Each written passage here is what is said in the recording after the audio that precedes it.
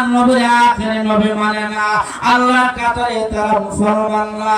আমার আল্লাহ পবিত্র কালামের ভিতরে জানায় দিয়েছে, এ পৃথিবীর মানুষ, আমার নবী বিশ্ব নবী, উনি আখেরি নবী, উনি সর্বশেষ নবী। আল্লাহ বলেন, মা কানা মুহাম্মাদুন আবা আহাদিম মির রিজালিকুম ওয়ালাকিন রাসূলুল্লাহ ওয়া খাতামান নাবিয়্যিন। হে পৃথিবীর মানুষেরা, আমি আমার নবীকে খাতামুন নাবিয়্যিন বানাইয়া এই দুনিয়াতে পাঠাইলাম। আল্লাহর নবী বলেন, আনা খাতামুন নাবিয়্যিন লা নাবিয়্যা বাদি, আমি শেষ নবী, আমি সর্বশেষ নবী, আমার পরে আর নবী দুনিয়াতে আসবে না।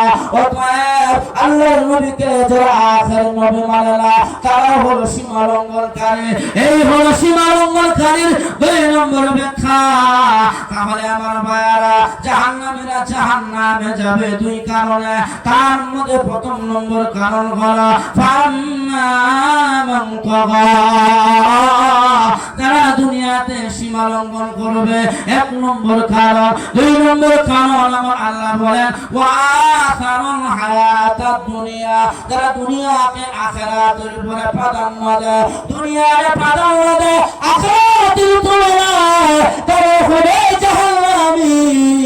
আজকে আমাদের সমাজের ভিতরে দেখা যায়, দুনিয়ার কাজ করতে যাইয়া সে নামাজটা পর্যন্ত পড়ে না।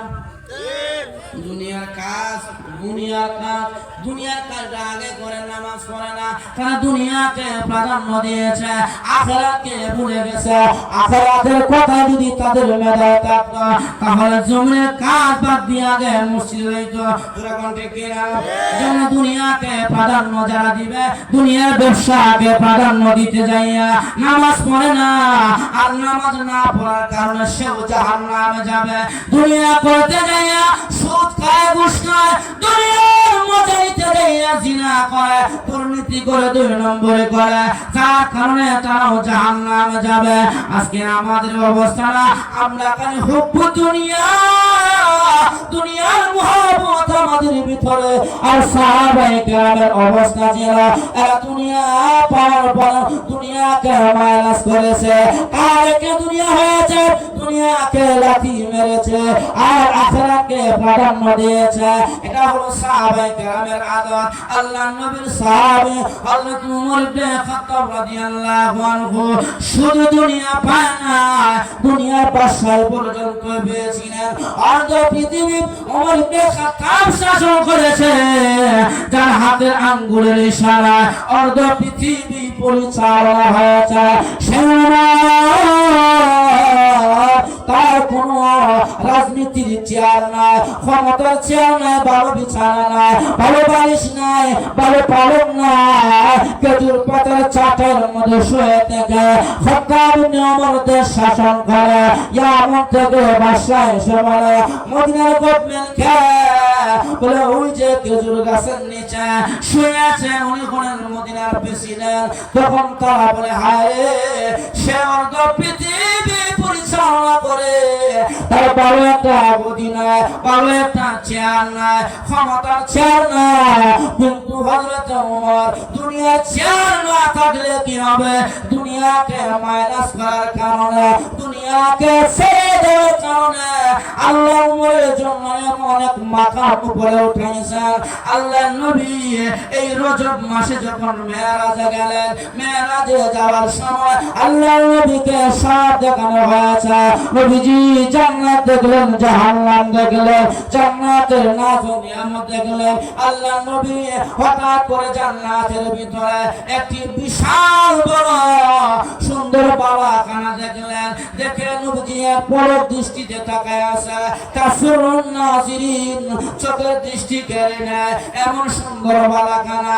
নবীজি পলক দৃষ্টিতে তাকায় আছে। হযরত জিবরাইল বলে, আখবির ইয়া রাসূলুল্লাহ, নবী গো সামনে চলে। আল্লাহর নবী কয় না রে জিবরাইল সামনে যাব না, আগে বড় এই জান্নাতের ভিতরে এত সুন্দর বারাকান আল্লাহ কার জন্য বানাইলেন আমাকে বলে দাও। জিবরাইল কয় নবী গো আপনার জন্য বানানো হয় না। নবী কয় কার জন্য বানাইলেন? জিবরাইল কয় কুরাইশের জন্য বানাইছেন। আল্লাহর নবী কয় আনা কুরাইশি, আমি তো কুরাইশ বংশের মানুষ, আমার জন্য কি আল্লাহ বারাকানা বানাইলেন? জিবরাইল কয় আপনার জন্য বানানো হয় না। বলে কার জন্য বানাইলেন? বলে আরবের জন্য বানাইলেন। আল্লাহ রাসূল বলেন আনা আরবি, আমি তো আরবের মানুষ, আমার জন্য কি আল্লাহ সুন্দর বারাকানা বানাইছেন? জিবরাইল কয় না আপনার জন্য বানানো হয় না। বলে কার জন্য বানাইলেন? বলে এক যুবকের জন্য বানাইছেন। নবী কয় আমার শাবাব, আমি তো একজন নওজোয়ান, আমার জন্য কি আল্লাহ এই সুন্দর বারাকানা বানাইছেন? জিবরাইল কয় না। আল্লাহ নবী তখন বলে এ জিবরাইল শাবাবি কুরাইশি আরবি এমন করে কেন বলো? তোমাদের কি নাম ঠিকানা জানা নাই? কার নাম আল্লাহ বারাকানা বানাইলেন? নাম ঠিকানা সাহাবাকে বলে দাও। জিবরাইল তখন বলে ও নবীজি এই জান্নাতের সুন্দর বারাকানা আল্লাহ বানাইলেন আপনার প্রিয় সাহাবী হযরত উমর বিন খাত্তাবের জন্য। কিন্তু উমরের দুনিয়াতে বাড়ি নাই, বাবা রাজনীতির শেয়ার অনেক যখন ঠিক কিনা। এরা ছিল দুনিয়াকে ত্যাগী, তারেকে দুনিয়া থেকে ছিলেন, কিন্তু দুনিয়ার ত্যাগ করার কারণে আল্লাহ তাআলা তাদের জন্য জান্নাতের ভিতরে সুন্দর বারাকানা বানিয়ে দিয়েছেন। এজন্য আল্লাহ রাসূল বলেন কিয়ামতের আগে মানুষ পাঁচটি জিনিসকে খুব মুহাব্বত করব, সব জিনিসকে ভুলে যাবো। হ্যাঁ, পাঁচটি জিনিস কি? ইহিবুনা দুনিয়া ওয়া ইয়ানসাউনা আখিরা, মানে দুনিয়ারে খুব মুহাব্বত করব, আখিরাত ভুলে যাবো। এরকম ঠিক না? আমাদের হালাত তো এমন হয়েছে, আমরা দুনিয়ারে খুব মুহাব্বত করব, আখিরাত ভুলে যাচ্ছি। রাসূল বলেন এক নম্বরে দেখবে দুনিয়ারে খুব মুহাব্বত করব, আখিরাত ভুলে যাবো। দুই নম্বরে ইহিবুনা দিয়ার ওয়া ইয়ানসাউনা কবুর, মানে দুনিয়ার ঘরে খুব মুহাব্বত করব কিন্তু কবরের ঘরের কথা ভুলে যাবো। আজকে আমরা কবরে যে ঘুমাবো মরার পরে এই গুরুস্থানের চিন্তা আমাদের মধ্যে নাই। আমরা দুনিয়ার গড়ে কেমন করে সাজাবো, কেমন করে দুই তালা বানাইছে মুসির আলী, দবির আলী আমি 3 তালা বানাইতাম, সবির আলী আমি 5 তালা, হ্যাঁ আরেকজনকে আমি 6 তালা করতাম। অর্থাৎ দুনিয়ার গড় নিয়ে প্রতিযোগিতা করতেছে, কিন্তু মরার পরে আখিরাতের যে ঘর আছে গুরুস্থান, এই কবরস্থানের চিন্তা কার উপরে? সাহাবায়ে কেরামের অবস্থা এমন ছিল, দুনিয়ার গর্বনায় পারে না, কিন্তু মরার পরে কবর কেমন করে কাটবে সেই চিন্তা ছিল তাদের ভিতরে বেশি। যার কারণে হাত্তা ইয়াতিয়াকাল ইয়াকিন, মৃত্যুর আগ পর্যন্ত তারা ইবাদত বندگی করে গেছে। কারণ দুনিয়াতে থাকার জায়গা না, ইহা হাম সব মুসাফির হে, ওহি আখির ঠিকানা, আমাদের ঠিকানা তো আখিরাত। মরার পরে গুরুস্থানে শুইতে হবে, সেই জায়গা চিন্তা তারা করতেন। যার কারণে মৃত্যুর ইয়াকিন আসার আগ পর্যন্ত তারা ইবাদত লিপ্ত থাকতেন। আমাদের ভিতরে মরার চিন্তাও নাই, মসজিদে যাওয়ার চিন্তাও নাই। যেরকম ঠিক না ঠিক? আমাদের মরা চিন্তা থাকতো না, মরার পরে কবরে ঘুমাইতে বাবা বাপ ঘুমাইছি, দাদা ঘুমাইছি, বড়দাদা ঘুমাইছি, তাহলে আমরা মসজিদে যেতাম, হারাম ছাড়তাম, সুদ ছাড়তাম, ঘুষ ছাড়তাম, জিনা ছাড়তাম, ব্যভিচার দুর্নীতি ছাড়তাম। আমাদের ভিতরে মরার ভয় নাই। কিন্তু সাহাবায়ে কেরাম ইহিবুনা দিয়ার ওয়া ইয়ানসাউনা কবুর, রাসূল বলেছেন সাহাবায়ে কেরামরা দুনিয়ার ঘরে একবার সাধারণ মনে করতেন, আখিরাতের ঘর কেমনে সাজাইতে হবে, আখিরাতের কেমনে ঘর সাজাইতে হবে সেই চিন্তা থাকতেন। লক্ষ্য করে দেখেন আজকে আমি আমি দুনিয়ার ঘর সাজাইতেছি, কিন্তু কবরে কেমন করে থাকবো সেই চিন্তা নাই। আল্লাহর নবীর মেয়ে, আল্লাহর নবীর বিবি হযরত খাদিজাতুল কুবরা রাদিয়াল্লাহু আনহা, নবীজির স্ত্রী উম্মাহাতুল মুমিনিন, যাকে মহান আল্লাহ নিজে সালাম দিয়েছেন। আল্লাহ নিজে হযরত খাদিজা রাদিয়াল্লাহু আনহাকে সালাম দিয়েছে। সেই খাদিজা একদিন চোখের পানি ছেড়ে পয়গম্বরের কাছে গেলেন, গিয়া কয় নবী কয় খাদিজা রে কেন কাঁদো? খাদিজা বলেন নবী গো 2 কারণে কাঁদি, একটি আপনার জন্য আর একটি আমার জন্য। রাসূল কয় আমার জন্য কেন কাঁদো? হযরত খাদিজা রাদিয়াল্লাহু আনহা বলেন, নবী গো, আপনি যখন মক্কাতে কালিমার দাওয়াত দেন, বেঈমানরা আক্রমণ করতে আসে, কিন্তু আমি খাদিজা পাশে দাঁড়ায় থাকলে কেউ সাহস পায় না। কারণ খাদিজা একজন ধনাঢ্য শিল্পপতি ঘরের মেয়ে ছিলেন, দাওয়াত ছিল মক্কায়, কেউ সাহস পায় না। ও আল্লাহর নবী, আপনি যখন আমি দুনিয়া থেকে বিদায় হয়ে যাব, কালিমার দাওয়াত দিবেন, যদি কাফেররা আপনাকে আক্রমণ করে, আপনার পাশে কে দাঁড়াবে, কে ভালোবাসা দিবে? ফাতেমা রাদিয়াল্লাহু আনহা বলছিল, আব্বা আম্মা চিন্তা করেন না, আপনার ইন্তেকালের পরে আমি বাবার পিছনে পিছনে দাঁড়াবো। ঠিকই তারিখের কিতাবে লিখে খাদিজার ইন্তেকালের পরে হযরত বিশ্বনবী যখন কালিমার দাওয়াত দিতেন, ফাতেমা নবীর কোমর মধ্যে তখন পর্দার বিধান নাযিল হয় না। আল্লাহ নবী কয়, খাদিজা 2 নম্বরে তোমার জন্য কেন কাঁদো? হযরত খাদিজা রাদিয়াল্লাহু আনহা বলেন, আপনি তো বলেছেন মানুষকে যখন জানাজার নামাজ পড়াইয়া অন্ধকার কবরের মধ্যে রাখা হয়, ওই কবর সবাইকে জোরে চাপ দেয়। আল্লাহ নবী হাতের আঙ্গুল দিয়া এইভাবে দেখা দিলেন, উম্মতের আরে কবরে রাখার উপরে এত জোরে চাপ দেয়, এক পাজরের হাড়গুলো অন্য পাজরের ভিতরে টস টস করে ঢুকে যায়। তখন কবরবাসী এত জোরে চিৎকার দেয়, সব প্রাণীরা তাদের চিৎকার গুলো শুনে, ইল্লা থাকনাইন, 2টা জাতি শোনে না, মানুষ আর ইনসান আর জিন্নাত, এই 2 জাতি কবর আযাব শোনে না। আল্লাহর নবী কয়, কবর আযাব মানুষরা শোনে না। কেন শোনে না? যদি সন্তান বাবার কবর আযাব শুনতো, আল্লাহ তাদাফানো, আর কোনদিন ওই সন্তান মার লাশ নিয়ে কবরে দাফন করতো না। বয়ে মার লাশকে দাফন না করে জমিনের মধ্যে রেখে দিত। এই জন্য বিশ্বনবী বলেন, ওই কবরে চিৎকার মানুষেরা শুনে না, জিন্নাতেরা শুনে না, আর সব প্রাণীরা শুনে। লক্ষ্য করে দেখবেন, কবরস্থানে কোন বেড়াবর্তী গরু বেঁধে রাখলে অনেক সময় গরু রশি ছিঁড়িয়া চলে যায়, তারা জাহান্নামের আগুন দেখে জাহান্নাম ওই কবরে চিৎকার তাদের কানের মধ্যে আসে। এজন্য গরু ছাগল রশি ছিঁড়িয়া কবরস্থান থেকে চলে যায়। আমার নবী বলছেন, সাবধান, কবরস্থানে গরু ছাগল বাঁধিও না, এটা একটা ভালো জায়গা, আমানতের সাথে রেখে দিবা। আল্লাহর নবী বলেন, এইভাবে কবরের মধ্যে চাপ দেয়। আল্লাহর নবী বিশ্ব নবী রাহমাতুল লিল আলামিনের বিবি হযরত খাদিজা রাদিয়াল্লাহু আনহা বলেন, আল্লাহর নবী গো, এই কবরে আমাকে আপনি রাখবেন, আমার বড় ভয় হয়, আমি কেমন করে কবরের ভিতরে থাকবো। নবী গো, আমার 2টা ওসিয়ত, আমার নবীজি আপনার উপরে 2টা ওসিয়ত করে দেন, আমার মরার পরে 2টা ওসিয়ত পালন করবেন। 1 নম্বর হলো, আমার মরার পরে গোসল দিয়া কাপড় পরানো হবে। নবীজি ওই কাপড়ের ভিতরে আপনি নবীজির ব্যবহারের একটি সুন্নতি জামার টুকরা ওই কাপড়ের ভিতরে ঢুকায় দিবেন। কারণ আমার বিশ্বাস, আপনার সুন্নতি জামা যদি আমি খাদিজার কাপড়ের সাথে থাকে গো, হয়তো বলে মহান আল্লাহ আপনার জামার কারণে আমি খাদিজার কবরের আযাব মাফ করে দিতে পারি। সুন্নতের দান আছে, আমার তো সময় নাই। নবীর সাহাবী একজন মদিনার মরুভূমি দিয়ে হাঁটে, মাথার মধ্যে সূর্যের আলো দেয় না, মাথার মধ্যে তাপ লাগে না।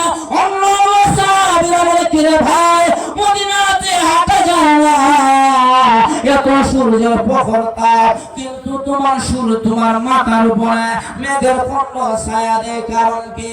সাহাবী মাথার টুপিটা উঠাইয়া একটা চুল বের করে দেখা দিলেন, ভাইরা রে, এটা হলো নবীর সুন্নতি চুল মুবারক, যা আমি টুপির নিচে দিয়া রাখি।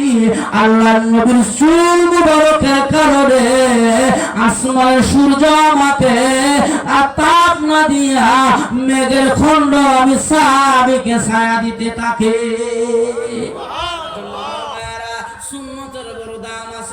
আজকে আমাদের সুন্নতে জিন্দেগি নাই, এটা অন্য আলোচনা। হযরত খাদিজা এক নম্বরে ওসিয়ত করলেন, আপনার জামা আমার কাপড়ের ভিতরে ঢুকায়া দিবেন।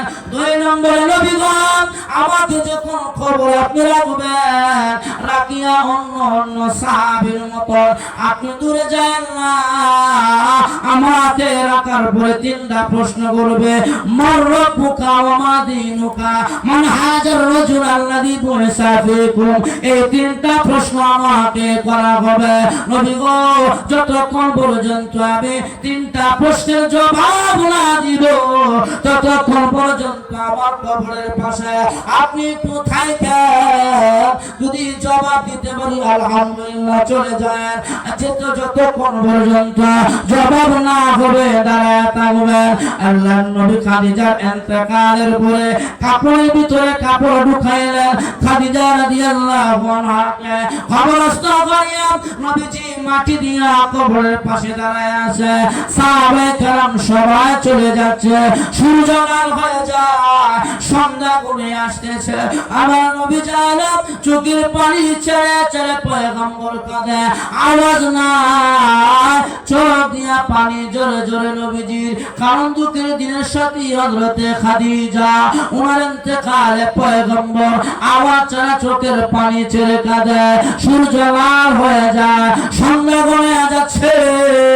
সাহাবীরা বলেন, ও নবীজি, আর দাঁড়ায় থাকলে কি লাভ হবে?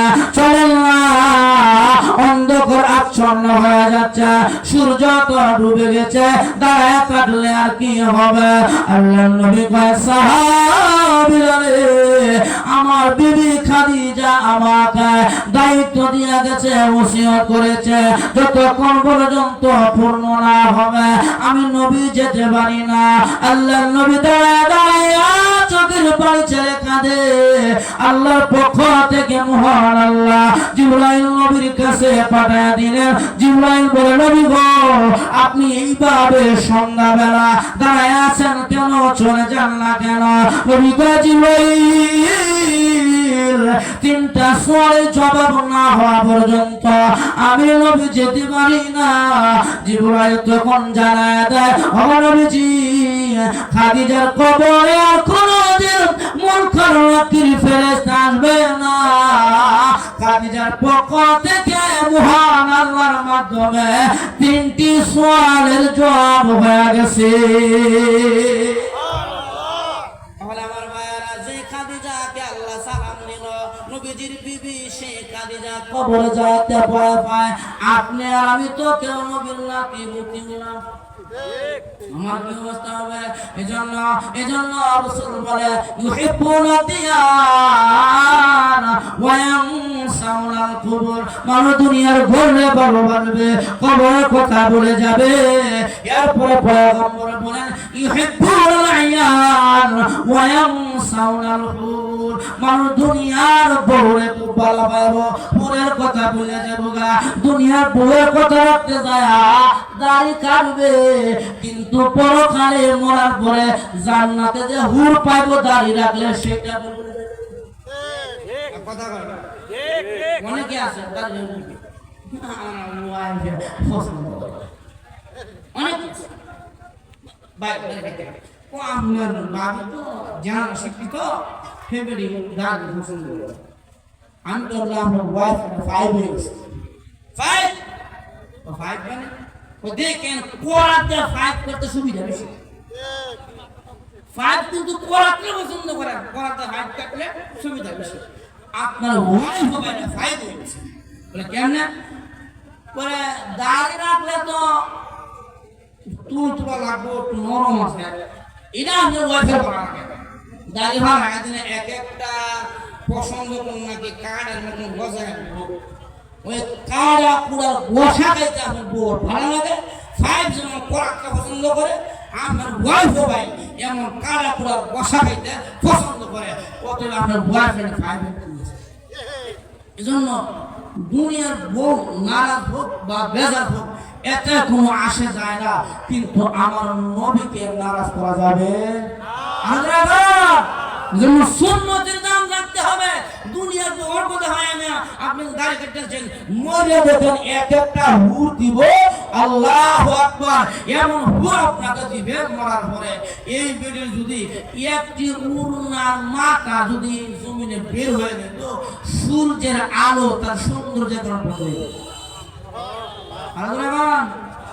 মা তাস্তায়াম ফুসুকুম মনে যা চাইবো জান্নাত মধ্যে তাই ভাইবেন 70টা বউ দিব এই বউ লগে থাকার মতন যুদ্ধ আল্লাহ দিয়া দিব অতএব এক বড়ি না না কুছ হয়ে যাও এক বড়ি বেজার হয়ে যাও এতে কোনো আমার আশা যায় না নবীর সুন্নাত পালন করতে পারলে আল্লাহর বিধান মতো জীবন পরিচালনা করতে পারলে মরার 70টা হুর পাবেন হে চিন্তায় দাঁড়িয়ে রেখে দিবেন আমার ভাইয়ারা জান্নাতের মধ্যে যা চাইবেন আল্লাহ তাই দিবে তবে নবীর সুন্নাত মোতাবেক জীবন পরিচালনা করতে হবে দুনিয়াতে কি রকম তামসা দেখছেন দুনিয়ার গান শুনেন বেহায়ার নাই দেখেন জান্নাতে আল্লাহ এমন আপনাকে নিয়ামত দিব আল্লাহর নবী বলেন জান্নাতের ফল ফলাদি এমন হবে এক একটা বড় হবে বড় বড় মটকার মতো বড় বড় মটকার মতো হাতির কানের মতন তাফসীরের মধ্যে আছে হাতির কানের মতন এক একটা বড় হবে আপেল এই আপেল দিবে আপনার খাইবার লাগি চাকু দিব আপনার কাটতে খাইবে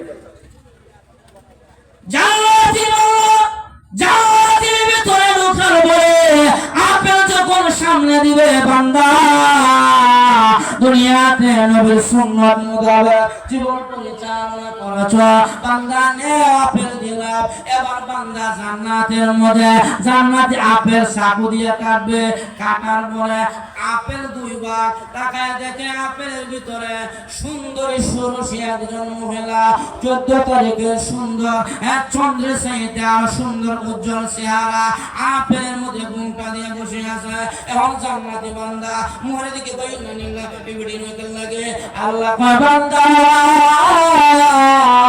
ঘাবড়া যায় না দুশ্চিন্তা পড়িও না দুনিয়াতে বেগানা নারী দেখো না নারী কথা দাড়ি কাটো না আমি নবীর সুন্নতের উপরে পালন করেছ আমার বন্ধুর সুন্নত মানেছ যাও আমি আল্লাহ আজকে আপেলের সাথে সুন্দর বউ তোমার পুরস্কার দিয়া দিলাম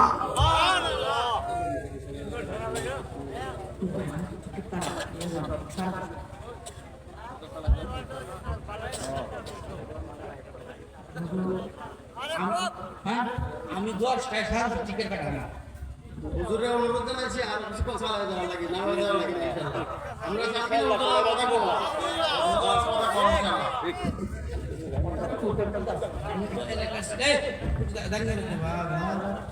কেউ জানি না গেলে যা মনে করছে ভাই এক তোমার আমাদের কি বিল লাগছে এদিকে আসেন এদিকে আসেন এই ভাই সবাই একটু জন্য বসেন এই বাগর এলাকার মানুষ অত্যন্ত ভদ্র সভ্য নম্র যার জ্বলন্ত প্রমাণ করে ঠিক না ইসলামকে মহব্বত করে ইসলাম কি জিনিস চিনে এই কারণে বেঈমানদের মাথা নষ্ট হয়ে গেছে হায় রে বাংলা মানুষ তো কোরআন কি জিনিস চিনে ফেলছে বাংলা মানুষ তো আলেম কি জিনিস চিনে ফেলছে এজন্য বামপন্থীদের মাথা নষ্ট হয়ে গেছে যারা মাহফিলের মধ্যে বাধা দিত তারা কই এক মানে সম্ভব না আলেম আমাদেরকে দেশের মানুষ ভালোবাসে কোরআনকে ভালোবাসে হাদিসকে ভালোবাসে অতএব এদের সাথে আর লাগলে পারা যাইত না কারণ 5 আগস্টের মধ্যে যে বিপ্লব এরা দেখাইছে এদের সাথে লড়তে গেলে আর পারা সম্ভব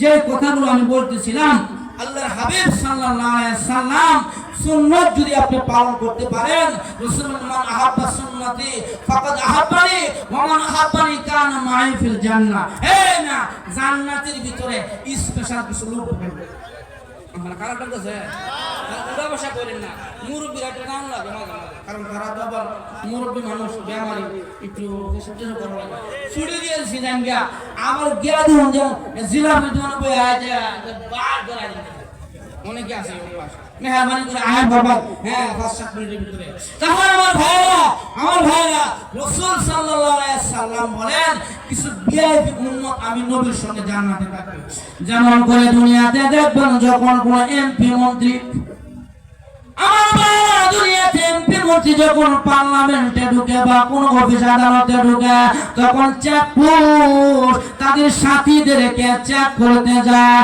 তখন এমপি সাহেব কয় সাবধান এটা আমার ভিআইপি মেম্বার তাকে চেক করার প্রয়োজন নয় সে আমার সাথে থাকে বা আমার সাথে আছে তখন দেখবেন চেক পোস্টে তাকে চেক করা হয় না বিনা পরীক্ষায় এমপির সাথে ঢোকা যায় আল্লাহ নবী কয় উম্মতেরা রে হাসরের মাঠে এদের উম্মত এমন হবে যাদের আমল নামায় মিজানের পাল্লা নেওয়া হবে আমল নামা নিয়ে যখন নাকি মিজানের পাল্লা রাখবে তখন আমার আল্লাহ বলবে ফেরেশতারা আমল নামা পরীক্ষার দরকার নাই এরা আমার ভিআইপি উম্মত দুনিয়াতে আমি নবীজির সুন্নাত মোতাবেক জীবন পরিচালনা করেছে যার কারণে আমি রাসূল ওয়াদা দিয়েছিলাম যারা আমি নবীর সুন্নাতকে মানবে সেজন্য আমাকে মানলো আর যেন আমি নবীর সুন্নাত মানিয়া দুনিয়া থেকে বিদায় হবে আমি রাসূল বলেছিলাম কান মাই ফিল জান্নাহ তারা আমি নবীর সঙ্গে ভিআইপি উম্মত হয়ে জান্নাতে থাকবে তারা আমি নবীজির ভিআইপি উম্মত এদের কোনো পরীক্ষা লাগবে না বিনা পরীক্ষায় তাদেরকে জান্নাতের মেহমান বানায় দাও পয়গম্বরের সুন্নাত পালন করবেন নবীর সুন্নাত মোতাবেক জীবন যাপন করবেন এই জন্য বলবেন যে কথা আমি বলতেছিলাম মানুষ দুই কারণে জাহান্নামে যাবে এক নম্বরে কোনো সীমা লঙ্ঘন করে দুই নম্বরে কোনো দুনিয়ার প্রাধান্য দেয় আখিরাতের তুলনায় এই দুইটা কারণ যদি কার ভিতরে থাকে আল্লাহ পরের আয়াতের মধ্যে ঘোষণা দেয়া দেয় ফাইনাল জাহিমা হিয়াল মাওয়া জাহান্নাম জাহান্নামের ভিতরে থাকবে আর জাহান্নাম বড় ভয়ঙ্কর ভয়াবহ আযাব আছে এই দুই কারণে মানুষ জাহান্নামে যাবে এবার চলে আসেন পরের দুই আয়াতের মধ্যে যায় আল্লাহ আমার পরের তিন আয়াতের মধ্যে জানায় দিয়েছে দুইটি গুণ অর্জন করতে পারলে আল্লাহ জান্নাতে যাওয়া যায় আমার আল্লাহ বলেন ওয়া আম্মা মান খাফা মাকাম রাব্বিহি ওয়া নাহান নাফসা আনিল হাওয়া ফাইনাল জান্নাতা হিয়াল মাওয়া আমার আল্লাহ জানায় দিয়েছেন রে পৃথিবীর উম্মতেরা দুইটা গুণ অর্জন করবা জান্নাতুল মাওয়া তোমার ঠিকানা হয়ে যাবে এক নম্বরে হলো ওয়া আম্মা মান খাফা মাকাম রাব্বিহি আমি আল্লাহর সামনে দাঁড়ানোকে ভয় করা আমি আল্লাহ যখন নাকি হাসর মাঠে উম্মতেরা বান্দারা আমি আল্লাহর সামনে দাঁড়াবে আমি আল্লাহ কাহার রূপ নিয়ে তোমাদের সামনে আসবো যারা আমি আল্লাহর সামনে দাঁড়ানোকে ভয় করে এটা হলো এক নম্বর গুণ কারণ আল্লাহর ভয় ছাড়া মানুষ দুনিয়াতে গুনাহ ছাড়া সম্ভব না সূরা সূরা ছাড়তে গেলে আল্লাহর ভয় লাগে কার ভয় আল্লাহর ভয় যদি আপনি মেধাই থাকেন আল্লাহ দেখতেছে আল্লাহ সব দেখে আহওয়ালে হাজিরুন ওয়া আমালে নাজিরুন আল্লাহ সব দেখে সব জানে এই কথা যদি কার মেধাই থাকে কেউ এই কথার উপর আমল করে আল্লাহ সব দেখে শুকাইবো না কুসকাইবো না আরেকবার ক্ষেত্রে লাইটে লাগাতে দেন দাদারা দিকে সব শুনতো ওয়াজের মধ্যে হুজুর ওয়াজ করছে আল্লাহ আহওয়ালে হাজিরুন ওয়া আমালে নাজিরুন আল্লাহ সব দেখে সব জানে সব হালত আল্লাহ দেখে এখন দাদা নাতি ওয়াজ শুনিয়া বাড়িতে যাওয়ার সময় দাদা বাড়িতে গেছে কিন্তু দাদার একটা অভ্যাস হয়ে চুরি করে কেমন চুরি করে আরেকবার গরপুর দেবে শিন খুঁজে দেয় এখন দাদা একদিন নাতি চুরি করতে গেছে অনেক দিনে আয় চলো একটা কাজ হবে কোন কিলো আরেকবার গরপুর দেবে নাতিরা বাইরে তারা ঘরে রাখছে নাতি দেখিস কেউ নেই আমার দেখে যদি কেউ দেখে আমার তাড়াতাড়ি জানাবে যে দেখতেছে কারণ না না তাহলে তো আমার পনেরো বাড়িয়ে রাখছি বাইরে বাহার হিসাবে কেউ দেখে কিনা খালি আমার যে মাত্র দাদা বেড়া খুঁজতে ভিতরে ঢুকছে গিয়া মালিকের স্বর্ণ গয়না টাকা পয়সা সব যখন একসাথে জমা করছে হট করে নাতি গয়েন দাদা কি ও দেখতেছে যে মাত্র এই কথা কইছে দাদার হুঁশ আছে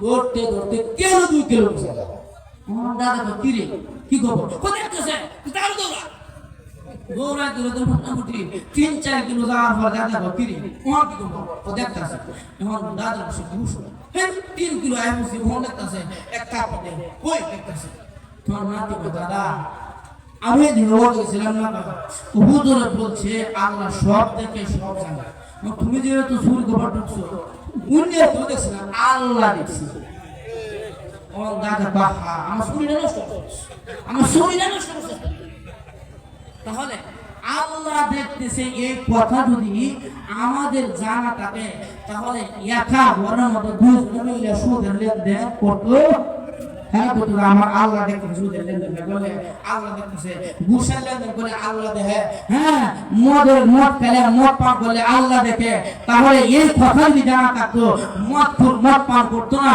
সুদ খাইতো না ঘুষ খাইতো না ঠিক না যেমন আল্লাহ কয় আম্মা মান খাফা মাকাম রাব্বিহি আমি আল্লাহর সামনে দাঁড়ানো করতে হবে আমি আল্লাহর সামনে দাঁড়ানোকে ভয় করতে হবে এই কথা যদি কারো ভিতরে থাকে দুনিয়াতে সে গুনাহ করবে না সে নেক আমল করবে 2 নম্বরে আমার আল্লাহ কয় ওয়া নাহান নাফসানিল হাওয়া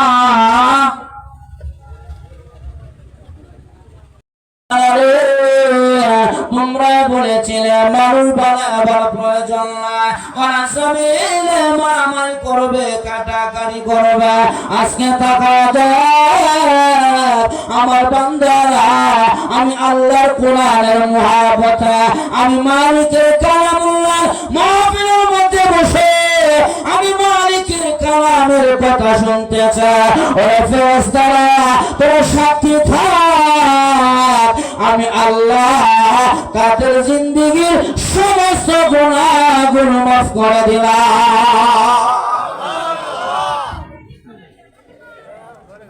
তাহলে আমার ভাইয়েরা যারা আমরা আসতে পেরেছি আমরা আবার বলি আলহামদুলিল্লাহ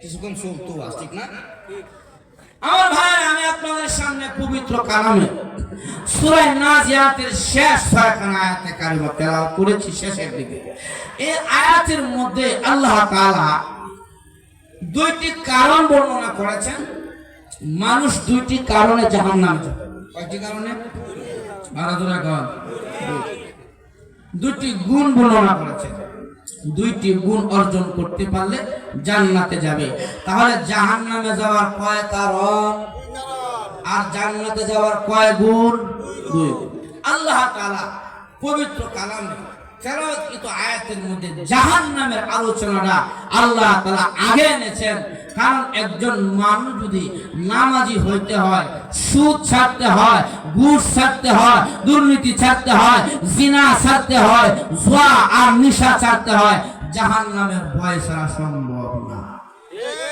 ঠিক না জন্য আল্লাহ তাআলা আমার তেলাওয়াতকৃত আয়াতের মধ্যে আগে জাহান্নামের 2 কারণ বর্ণনা করেছেন জাহান্নামের ওয়াজ আল্লাহ করেছেন আর জাহান্নামের একটা ইম্পর্টেন্ট বিষয় আল্লাহ তাআলা জাহান্নামের আলোচনা জান্নাতের আলোচনা পুরা কোরআন শরীফের মধ্যে ছড়ায়া ছিটায়া করেছেন সব আয়াতের মধ্যে জান্নাত জাহান্নামের আলোচনা আছে সব সূরার মধ্যে জান্নাত জাহান্নামের আলোচনা আছে এখন বলতে পারেন হুজুর এক জায়গার মধ্যে তো জান্নাত জাহান্নামের আলোচনা করলে আপনারা বললেও সহজ হইতো আমরা শুনলেও সহজ হইতো কারণ বক্তারা যদি এক জায়গায় জান্নাতের আলোচনা করতো তাহলে আমরা আপনাদেরকে বলতে সহজ হইতো আপনারা শুনতেও সহজ হইতো এজন্য একটা সূরা বা একটা পারা যদি জাহান্নামের আলোচনা করতো তাহলে সহজ হইতো কিন্তু আল্লাহ তো এক সূরার মধ্যে সীমাবদ্ধ রাখে নাই এক আয়াতের মধ্যে সীমাবদ্ধ রাখে নাই জান্নাত জাহান্নামের আলোচনা আল্লাহ ছড়ায়া ছিটা করেছেন কারণ এটা গুরুত্বপূর্ণ বিষয়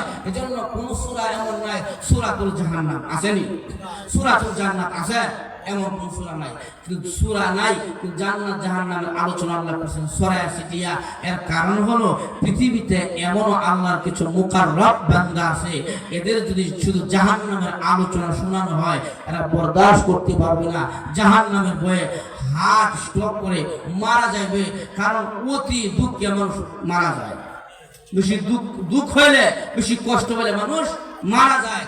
আর জান্নাতের আলোচনাটা আল্লাহ এক জায়গায় করে নাই, এর কারণ হলো বেশি সুখ হইলেও মানুষ ঠিক থাকতে পারে না, নীরব হয়ে যায়। জন্য বেশি দুঃখেও মানুষ মারা যায়, সুখ আমার আগের বক্তা আধা ঘন্টা 40 মিনিট বয়ান করছে, ঠিক না? দেখবেন কোন যুবকটা উঠে যায়, যে যুবক 40 মিনিট পেশাবারটা না রাখতে পারে, এর কাছে মেয়ে বিয়ে দিলে বুঝায় মুতিয়া দেখতে হয় না, 40 মিনিট বড় বুকে ঠিক না? যুবক উঠে না, বউ খেতে না, ঠিক মনে করে ঠেলা মেরে বেঁচে না। আমি বেশি না করতাম না, মাত্র 40 মিনিট। বেশি দুঃখ পেলে মানুষ নীরব হয়, বেশি সুখ পেলে মানুষ নীরব হয়। এক ছেলে টাকা জমি বিক্রি করে লোন বাড়াইছে, বাপে ব্যাংকের লোন উড়াইয়া, এখন লাখ লাখ টাকা ঋণ আর জায়গা জমি নাই। ছেলে কি করছে, গরিবের হোক লন্ডন গিয়া ঋণ সুদ করছে, আরো মনে করে 50 লাখ টাকা আত্মীয় স্বজনের কাছ থেকে লইয়া ব্রিটিশের ভিতরে ঘুরে দেশে ভাড়াইয়া গেছে। এই টাকা লইয়া যখন নাকি গরিব বাবার কাছে আইছে, ব্রিটিশটা করলে যখন বাবার কাছে দিছে, বাপে কি 50 লক্ষ টাকা, এত টাকা আমার মধ্যে বেশি টাকা দেখে একবারে কত বন্ধ হয়েছে। কারণ বেশি সুখ মানুষকে নীরব করে দেয়, বেশি দুঃখ কষ্ট মানুষ নীরব হয়ে যায়। এজন্য জান্নাতের আলোচনাটা আল্লাহ এক জায়গায় করে নাই, বেশি সুখ হয়ে যাবে। আর জাহান্নামের আলোচনাটা আল্লাহ এক জায়গায় করে নাই, কারণ এমন কিছু আল্লাহর বান্দা আছে জাহান্নামের আলোচনা শুনলে বরদাস্ত করতে। এই জন্য আল্লাহ আয়াতের মধ্যে জাহান্নামের 2টি কারণের বর্ণনা করেছেন। আমার আল্লাহ বলেন, ফাম্মা মান তাগা ওয়া আসারাল হায়াতাদ দুনিয়া ফাইন্নাল জাহিমা হিয়াল মাওয়া। জাহান্নামের মধ্যে তারা থাকবে যাদের মধ্যে 2টি কারণ পাওয়া যাবে। 1 নম্বরে হলো ফাম্মা মান তাগা, যারা সীমা লঙ্ঘন করবে, সীমা লঙ্ঘনকারীরা জাহান্নামে যাবে। 2 নম্বরে হলো ওয়া আসারুল হায়াতাদ দুনিয়া, তারা দুনিয়াকে আখিরাতের তুলনায় প্রাধান্য দেয়। তারা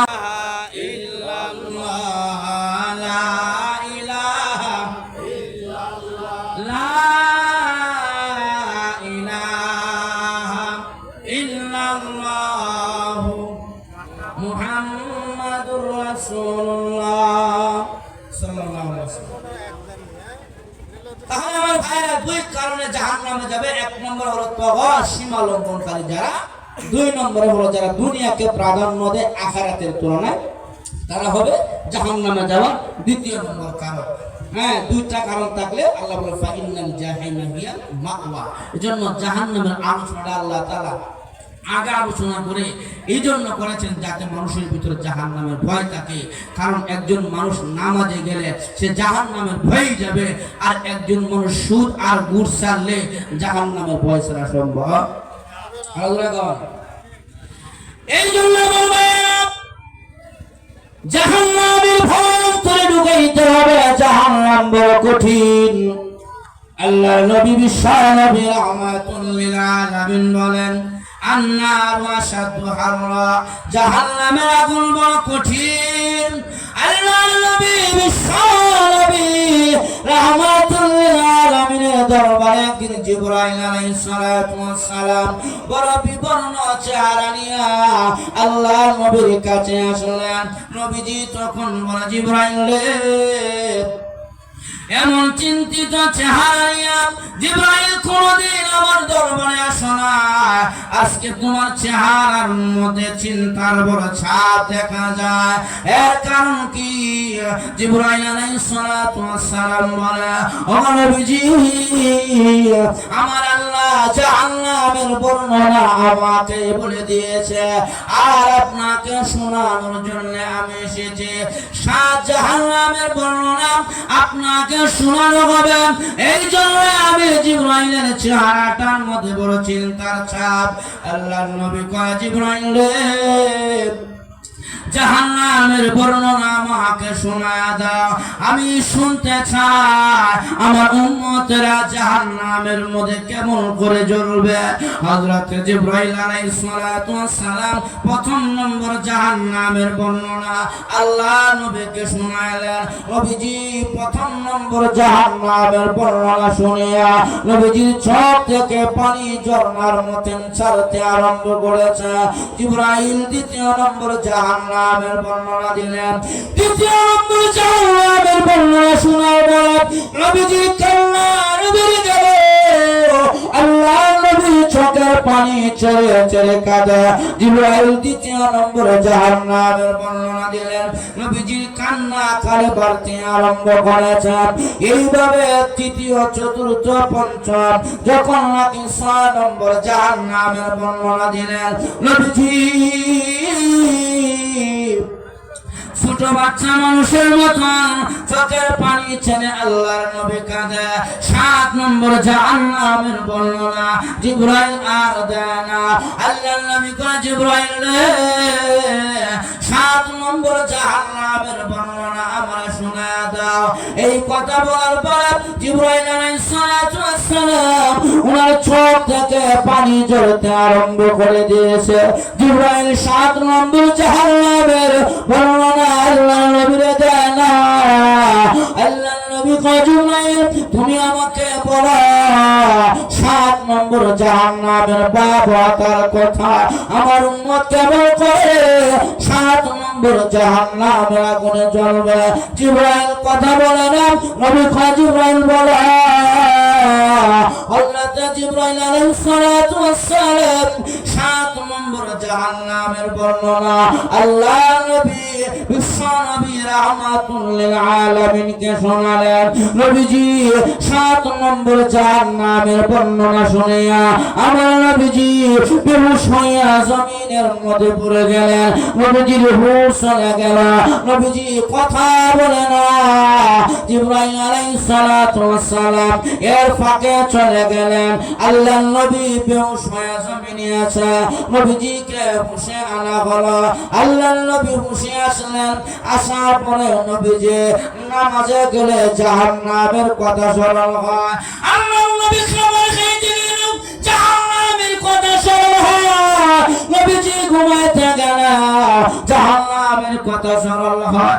আল্লাহ আমার উম্মত জাহান্নামে কেমন করে থাকবে, উম্মতের টেনশনে নবীজি সব জায়গায় জাহান্নামের কথা খালি স্মরণ হয়। একদিন আল্লাহর নবী বিশ্ব নবী রাহমাতুল লিল আলামিন আম্মা জান আয়েশার ঘরে গেলেন। গিয়া বলেন, আয়েশা গো দরজাটা লাগা দাও, আমি নবীজি আজকে কান্না করব আল্লাহর আদালতে। আম্মা জান আয়েশা রাদিয়াল্লাহু আনহা নবীজির ঘরের দরজা লাগিয়ে দিলেন। নবীজি জমিনের মধ্যে জায়নামাজ বিছাইয়া পয়গম্বর সাজদার মধ্যে পড়ে গেছেন। সাজদাতে পড়ে নবীজি কাঁদে।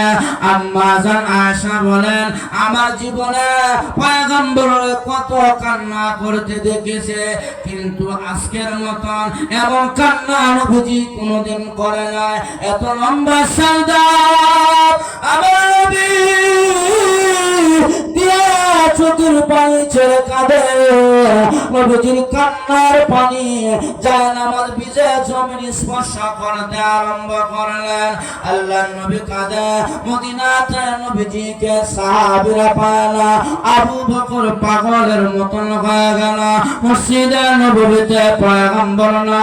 আল্লাহর নবী কোথায়? নবীজিকে খুঁজতে খুঁজতে আম্মা জান আয়েশার ঘরের কাছে গেলেন। গিয়ে শুনে ঘরের ভিতর থেকে কান্নার আওয়াজ। হযরত আবু বকর সিদ্দিক রাদিয়াল্লাহু আনহু আম্মা জান আয়েশার ঘরের দরজার সামনে কড়াঘাত করলেন।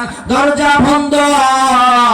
আবু বকর বলে, কে গো ঘরের ভিতরে দরজাটা খুলে দাও। আমি আবু বকর। আল্লাহর নবী এইভাবে দরজা লাগাইয়া নবী নবীজি কেন কাঁদে আমি জানতে চাই। দরজাটা খুলে দাও। আম্মা জান আয়েশা দরজা খুলে না, নবীজির কান্না থামে না। আবু বকর বলেন, আল্লাহর নবী গো, আপনি তো জানেন আমি বৃদ্ধকালে আপনার হাতে কালেমা পড়ে মুসলমান হয়েছে। নবীজি, ধন সম্পদ যা ছিল সব আমি আপনার নামে বিলীন করে দিয়েছি। আপনি কে চান আমি আবু বকরের ভিতরে আর দুনিয়ার কোনো কিছুর মায়া নাই। দরজা খুলে আমি আবু বকর জিজ্ঞাসা করব আপনি কেন কাঁদেন। নবীজির করে দরজা খুলে না। আবু বকর বলে, ও নবীজি, কি ব্যথা পাইয়া গো এইভাবে দরজা লাগা কাঁদেন? এমন কান্না তো জীবনে কোনোদিন করেন না, আজকে কেন গো দরজা লাগা কাঁদেন? আল্লাহর নবীর ঘরে দরজা খোলা হলো না, নবীজির কান্না থামে না। আবু বকর নিরুপায় হইয়া নবীজির ঘরের দরজার সামনে দাঁড়াইয়া আবু বকর নবীর সাথে কান্না করে, হায় এই নবীর তো মা নাই, নবীর তো বাবা নাই, এতিম নবী এইভাবে কেন কাঁদে? কেন নবীজির ব্যথা বুঝবে? আবু বকর দাঁড়াইয়া দাঁড়াইয়া নবীর ঘরের দরজার সামনে কাঁদে। হযরত ওমর রাদিয়াল্লাহু আনহু উনিও নবীকে না পাইয়া আল্লাহর নবীর ঘরের দরজার সামনে এসে দেখে আবু বকর চোখের পানি ছেড়ে কাঁদে। আবু বকর, আপনি এইভাবে কাঁদেন কেন? বলে আল্লাহর নবী ঘরের ভিতরে কাঁদেন। হযরত ওমর রাদিয়াল্লাহু আনহু ঘরের দরজার সামনে গিয়া বলেন, কে রে, দরজাটা খুলে দাও, আমি ওমর আসি, আমি ওমর আসি। আল্লাহর নবীকে জিজ্ঞাসা করব মদিনার কোন মুনাফিক বেঈমান আমার নবীকে আক্রমণ করেছে কিনা, কথা দিয়া কষ্ট দিয়েছে কিনা? দরজা খুলে দাও। ও নবীজি, আপনি তো জানেন আমি ওমর এমন একজন সাহাবী যেদিন থেকে কালিমা গ্রহণ করেছি ওই দিন থেকে কালিমাতুল্লাহ দাওয়াত প্রকাশ্যে মক্কায় শুরু হয়েছে। আমার হাত থেকে মদিনার কোন মুনাফিক বাঁচতে পারবে না। আমি ওমরের তলোয়ার দিয়া তার মাথাকে দ্বিগন্ঠিত করে ফেলব। দরজা খোলে না, নবীজির কান্না থামে না। আবু বকর কাঁদে। হযরত ওমর রাদিয়াল্লাহু আনহু অসহায় হইয়া আবু বকরের সঙ্গে কান্না করতে আরম্ভ করেছে।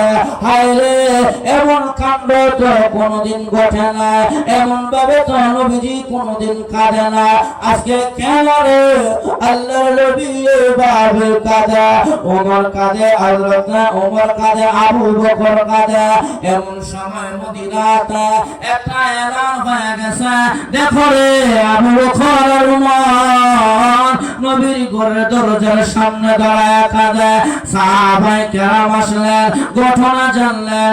সাহাবীরা বলে, নবীজির কান্না থামানো সম্ভব না, যাও আল্লাহর নবীর সাহাবী আলীর কাছে গিয়ে বলো ওই যে হাসান আর হুসাইন রাদিয়াল্লাহু আনহুমা দুইজনকে নিয়ে নবীর ঘরের দরজার সামনে আসে। আমাদের বিশ্বাস আল্লাহ নবীর দুই নাতি যদি নবীর ঘরের দরজার সামনে এসে নবীজিকে ডাক দেয়, আল্লাহ নবী দরজা না খুলে পারবে না। কারণ বিশ্ব নবী হযরত হুসাইন রাদিয়াল্লাহু আনহু ওনার সারা বডির মধ্যে এমন কোন জায়গা নাই গো যেই জায়গার মধ্যে আল্লাহ নবীর দুই চুলের চুম্বন পড়ে না। এত আদরী ছিলেন হযরত হাসান হুসাইন রাদিয়াল্লাহু আনহুমা। হযরত আলী রাদিয়াল্লাহু আনহু হাসান আর হুসাইন রাদিয়াল্লাহু আনহুমা কে নিয়ে নবীজির ঘরের দরজার সামনে আসলেন। হযরত হুসাইন আল্লাহ নবীর ঘরের দরজার মধ্যে আঘাত দিয়েছে। নানা ভাই, আমরা দুই ভাই আসছি গো তোমার ঘরের দরজার সামনে, নানা দরজা খুলো। কি কষ্ট আর বেদনা আমাদেরকে বলো। দরজা খুলে দাও। আবু বকর কাঁদে, হযরত ওমর কাঁদে গো, সাহাবীরা দরজার সামনে দাঁড়া কাঁদে। আপনিও কাঁদেন, কারণ কি? না দরজা খোলা, নবীজির ঘর থেকে আওয়াজ আসে না, দরজা খুলে না। হযরত হুসাইন বলেন, ও না ছোটবেলা থেকে মারে ফেলেছ, বাবার চেহারা জমিনে দেখতে পারো না, মনে কষ্ট পাইলে আমরা দুই ভাইকে খেলাধুলা করিয়া মনে কষ্ট দূর করে দিতা। আমরা দুই ভাইকে দেখলে তোমার কষ্ট দূর হয়ে যেত। আজকে আমরা দুই ভাই আসি গো, দরজাটা খুলে দাও। আমি হুসাইন জানতে চাই তোমার মনের কষ্ট আর দুঃখ। যদি কোনো মদিনার মুনাফিক বেঈমান আপনাকে কষ্ট দিয়ে থাকে, আমি হুসাইন তার উপযুক্ত বিচার করব মদিনায়। আল্লাহর নবী কয়, আয়েশা হাসান আর হুসাইন আছে আমার ঘরের দরজার সামনে, সাবধান দরজা খুলবা না, এরা যদি ঘরের ভিতরে ঢুকে যায় আমি নবীজি আমার উম্মতের জন্য কাঁদতে পারবো না, দরজা খুলবে না। নবীজি কাঁদে, সাহাবীরা কাঁদে, হাসান হুসাইন কাঁদে। এমন সময় ফাতেমা রাদিয়াল্লাহু আনহা উনি দৌড়ায় আসলেন আল্লাহ নবীর ঘরে দরজার সামনে, এসে বলে, আব্বা সাহাবীরা কাঁদে গো, তোমার দুই কলিজার টুকরা হাসান হুসাইন কাঁদে। এই আব্বা, এইভাবে তো কোনোদিন দুনিয়াতে কেমন করতে দেখি না, আজ তুমি দরজা লাগায় কেন কাঁদো? আব্বা সবাই চলে গেলে আমি তোমার মা ফাতেমা, আমি তোমার মেয়ে ফাতেমা তোমার দরজা থেকে খালি ফিরে যাব না যতক্ষণ পর্যন্ত দরজা না খুলবে। আল্লাহর নবী কয়, আয়েশা রে সবাইকে বিদায় করলে আমার পাগলি মা ফাতেমা বিদায় করা সম্ভব নয়, আমার মা ফাতেমা যাবে না। দরজা খুলে দেয় আম্মা জান আয়েশা, নবীজির ঘরে দরজা খুলে দিলেন। ফাতেমা রাদিয়াল্লাহু আনহা আব্বার কাছে গিয়ে বলেন, আব্বা গো এইভাবে তুমি কেন কাঁদো? তোমার তো দুনিয়াতে মা নাই, তোমার তো বাবা নাই, সাহাবীরা তোমাকে বড় ভালোবাসে। এতিম নবী কাঁদলে সাহাবীরা বরদাস্ত করতে পারে না। আব্বা তোমার চোখে পানি, আমি ফাতেমা বরদাস্ত করতে পারি না। এইভাবে কাঁদলে কারণ কি জানতে চায়? আমার নবী ফাতেমা জিবরাইল 7 নম্বর জাহান্নামের ভয়াবহতার কথা আমাকে শোনার পর আমার মনের মধ্যে গেলে দুশ্চিন্তা, আমার উম্মত কেমন করে এই জাহান্নামের আগুনে পড়বে, আমার উম্মত কেমন করে জাহান্নামের আগুন বরদাস্ত করবে, আমার উম্মতের চূড়ান্ত ফয়সালা যতক্ষণ পর্যন্ত আসমান থেকে নামবে মাঠ, আমি ততক্ষণ পর্যন্ত আমি জমিন থেকে মাথা উঠাবো না। আমি আমার উম্মতের চূড়ান্ত ফয়সালা সিদ্ধান্ত জানতে চাই। এমন সময় আমার আল্লাহর পক্ষ থেকে মহামালিক কুরআনের আয়াত নাযিল করে নবীজিকে উম্মতের চূড়ান্ত ফয়সালা জানায় দেয়।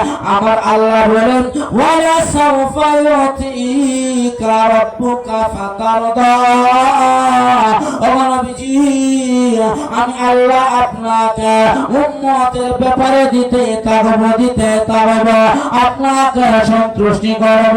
চিন্তা করেন না, উম্মতের ব্যাপারে আপনাকে আমি আল্লাহ অসন্তুষ্টি করব না, খুশি করব, দিতে পারব। আমার নবী কয়, প্রভু গো আমার উম্মতের চূড়ান্ত ফয়সালা জানায়া দাও। আসমান থেকে আল্লাহ জিবরাইল আল্লাহর পক্ষ থেকে পয়গাম নিয়ে আসলেন। আমার আল্লাহ বলেছেন আপনার উম্মতেরা জিন্দেগি ভর গুনাহ করবে, মৃত্যুর 1 বছর আগে যদি তারা ওই গুনাহ থেকে তওবা করতে পারে, আমার আল্লাহ তাদের জিন্দেগীর সমস্ত গুনাহগুলো তওবা করার কারণে মাফ করে দিবে। আমার নবী কয় জিবরাইল এত লম্বা সময় উম্মতের ব্যাপারে আমি নবী নিতে পারি না, এত লম্বা সময় উম্মতের ব্যাপারে আমি নবীর বড় ভয় হয়, সময় আরো কমায়া দাও, সময় কমায়া দাও। জিবরাইল কয় 6 মাস আগে তওবা করলে জিন্দেগীর গুনাহ আল্লাহ মাফ করে দিবে। নবী কয় না, সময় আরো কমায়া দাও, উম্মতের ব্যাপারে এত লম্বা সময় দেওয়া যায় না, কমাইতে কমাইতে তখন আমার আল্লাহ জানায় দেন নবী গো আমি আল্লাহ আপনাকে খুশি করব। আয়াতের ব্যাখ্যা মুফাসসিরিনে কেরাম লিখেছে আমার নবীর উম্মতদেরকে জান্নাতে দিবে, কিছু উম্মত জাহান্নামে যাবে। এরপর আমার আল্লাহ কয় হাল রাদিতু ইয়া মুহাম্মদ, ও মুহাম্মদ তুমি কি খুশি আছো? নবী কয় না, আমার উম্মত কোন জাহান্নামে আছে। আল্লাহ কয় যান আপনার উসিলায় আরো কিছু জাহান্নামীদেরকে জাহান্নাম থেকে মুক্তি করে জান্নাতে দিয়ে দিলাম। ও নবীজি হাল রাদিতু ইয়া মুহাম্মদ, এরপরে তুমি কি খুশি হয়েছ? নবী কয় না, আমার আরো উম্মত জাহান্নামে আছে। এইভাবে একবার, দুইবার, 3বার বলার পরে আমার আল্লাহ উম্মতদেরকে মাফ করবে। চতুর্থবার আল্লাহ কয় হাল রাদিতু ইয়া মুহাম্মদ, মুহাম্মদ বন্ধু তুমি কি খুশি হয়েছ? আমার নবী তখন বলবে প্রভু গো যতক্ষণ পর্যন্ত আদনা সে আদনা ঈমানওয়ালা আমার উম্মত জাহান্নামের আগুনে থাকবে ততক্ষণ পর্যন্ত আমি নবী খুশি হব না। আমার আল্লাহ বলেন হাবিব আপনাকে খুশি করব আমার ওয়াদা।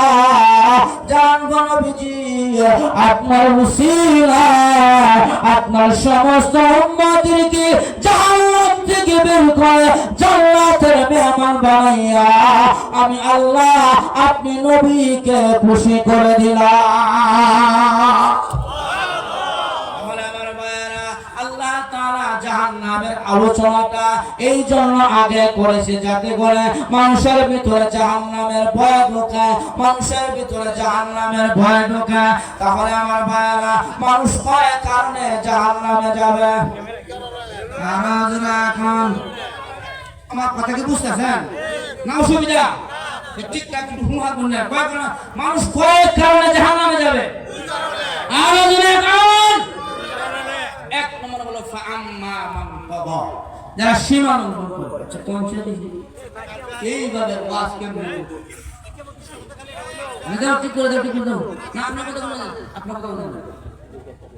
আমি আপনার পার্শ্ববর্তী এলাকার দুবরা প্রতি আপনার বাংলাদেশের এমন কোনো জেলা নাই আমি আনসারের প্রদর্শন পাই, কিন্তু দুবরা কেন কমাই বিভিন্ন কারণ, অনেকগুলো কারণ।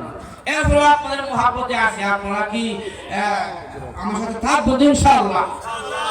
2 কারণে জাহান্নামে যাবে, তার মধ্যে 1 নম্বর কারণ হলো ফাআম্মা মান তাগা, যারা সীমা লঙ্ঘনকারী এরা হবে জাহান্নামী।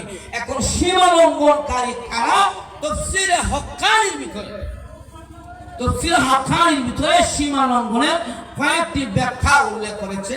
তার মধ্যে 1 নম্বর ব্যাখ্যা হলো সীমা লঙ্ঘনকারী হলো তারা যারা আল্লাহর আসমানের নিচে জমিনের উপরে থাকিয়া আল্লাহর আলো বাতাস সব কিছু ভোগ করিয়া আল্লাহকে মানে না, যারা সীমা লঙ্ঘনকারী হলো এই জমিনে এমন লোক আছে আসমান নিচে জমিনের উপরে থাকিয়া সব আল্লাহর আলো বাতাস ভোগ করিয়া, তখন সে ইংরেজিতে বলে রিয়াল গড ইজ নট, আল্লাহ বলতে কিছুই নেই। আল্লাহ বলছে এরা হলো 1 নম্বর সীমা লঙ্ঘনকারী, এদেরকে নাস্তিক বলা হয়। নাস্তিকরা আল্লাহর অস্তিত্বকে বিশ্বাস করে না। এজন্য ফাআম্মা মান তাগা, সীমা লঙ্ঘনকারী হলো তারা আল্লাহর আসমান ও জমিনের উপরে থাকিয়া আল্লাহর সব নাজ নিয়ামত ভোগ করিয়া আল্লাহকে মানে না, যারা সীমা লঙ্ঘনকারী হলো তারা। 2 নম্বরে তাফসীর হক্কানি ওয়ালা সীমা লঙ্ঘনকারী 2 নম্বরে ব্যাখ্যা করেছে এই জমিনের ভিতরে যারা আল্লাহকে মানে, নবী মানে, কিন্তু নবীর খতমে নবুয়ত মানে না, নবীকে আখেরি নবী মানে না, একটা দল আছে না নাই? যারা আহমদিয়া কাদিয়ানির জামাত,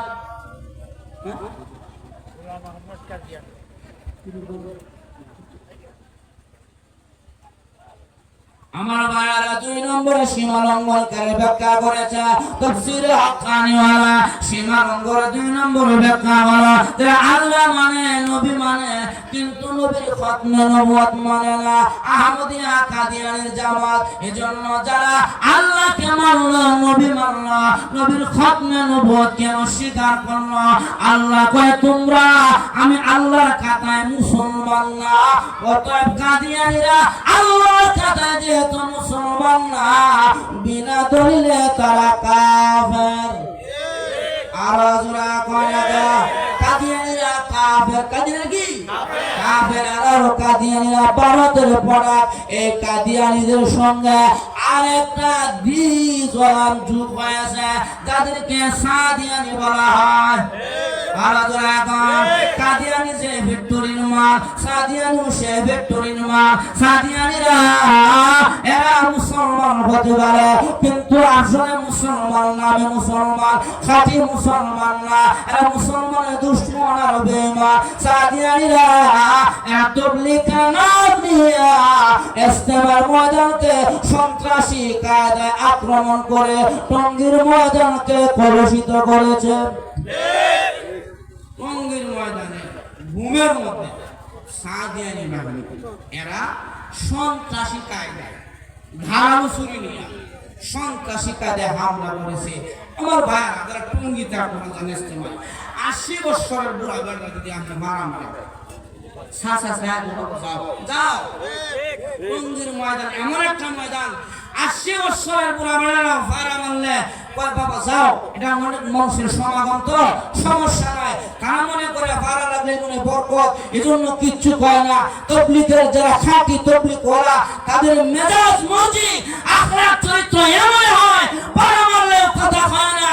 আর যারা দাঁড়ানো চুরি নিয়ে টঙ্গীর ময়দানে সন্ত্রাসী কায়দায় আক্রমণ করেছে, ওরা যদি তাবলীগ দাবি করে, এরা তাবলীগ নয়, ওরা তাবলীগের নাম বিক্রি করে তাবলীগকে কলুষিত করেছে। অতএব সাদিয়ানি হলো তাবলীগের কেউ না, এরা হলো আওয়ামী লীগের মতন সন্ত্রাস। জন্য আমরা পরিষ্কার ভাষায় বলতে চাই, এই বাংলার জমিনে যদি কোনো সাদিয়ানি নামক তাবলীগের প্রচার আরেকবার করো, তাবলীগের নাম তোমাদের জবানে শোনা যায়, পিটাইয়া তোমাদের পিঠে চামড়া উঠে বেরোবে। জোরে কোন ঠিক কিনা? সাদিয়ানিদেরকে আমরা এই দেশের ভিতরে জায়গা দেব না, এদের কোন তাবলীগ বাংলাদেশে চলতে পারে না। ঘুমন্ত মুসলমানের উপর আক্রমণ করবা, আলেমদেরকে রক্তাক্ত করবা, আবার তাবলীগের দাওয়াত দিবা, কোরআনের দাওয়াত, কোরআনের মৌলবীদের গেরাতের বেলা মাইরা আবার দিনের তাবলীগের দাওয়াত দিতে আসবে, কামারের মুখে কোরআন তেলাওয়াত। যেরকম ঠিক না? জন্য আমরা আর সাদিয়ানিদেরকে সার দিতে পারবো না, যেরকম ঠিক না? এদের পিছনে আর কোনো সার নাই, এদের আর কোনো সার নাই। এই দেশের মানুষ এখন সজাগ হয়েছে, এদের ঘুম ভেঙেছে, যেরকম ঠিক কিনা? 5 আগস্টের পরে আমাদের ঘুম ভাঙছে, এর আগে ঘুমাই আসে না। বহু অত্যাচার, জুলুম, স্বৈরাচার, নিপীড়ন, নির্যাতন এই দেশের মানুষ বহু ভোগ করেছে। 5 আগস্টের পরে যখন মুসলমান ঐক্যবদ্ধ হয়ে ময়দানে যাবি বলেছে, তখন জালিম শাসক গোষ্ঠী বাংলার জমিন থেকে পালিয়ে যেতে বাধ্য হয়েছে। যেরকম ঠিক কিনা? আমরা এখন থেকে পরিষ্কার জানিয়ে দেব, কোন জালিমকে আমরা পূর্ণা করব না, কারো রক্ত চক্ষুকে আমরা ভয় পাই না, আমরা আল্লাহকে ভয় পাই। কোরআনের বিরুদ্ধে যেই যাবে, হাদিসের বিরুদ্ধে যেই যাবে, মোল্লা মুন্সির বিরুদ্ধে যেই যাবে, তাকে ওই জায়গায় ধরে আমরা গণতন্ত্র থেকে উপযুক্ত শাস্তি দিয়ে দেব।